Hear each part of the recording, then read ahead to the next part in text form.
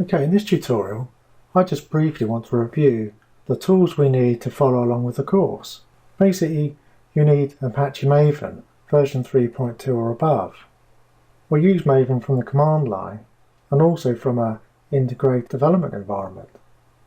And the example of an IDE is Eclipse, and I'll be using Eclipse version 4.3 or Kepler. In fact, I'll be using the Java EE edition because along with the console application we'll be using, we'll also be developing a very simple and lightweight web application. And the Java EE edition of Eclipse makes our lives that little bit more easy because it provides all the various plugins necessary. Now once we've built a web application, we need to deploy it onto a web application server. Now I'm using Apache Tomcat version 7. Again, you don't need to use these tools, you can use your own environment. But if you have any problems or issues, it makes it a lot easier for me to try and help you if you're using the same versions and tools I am.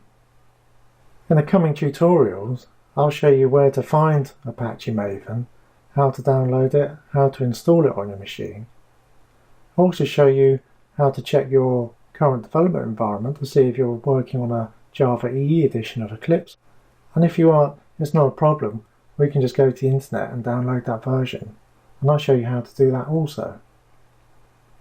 Now as far as the Tomcat server is concerned, I also provide a tutorial to show you where to find that, how to install it on your local machine, and also how to configure that with your Java EE version of Eclipse.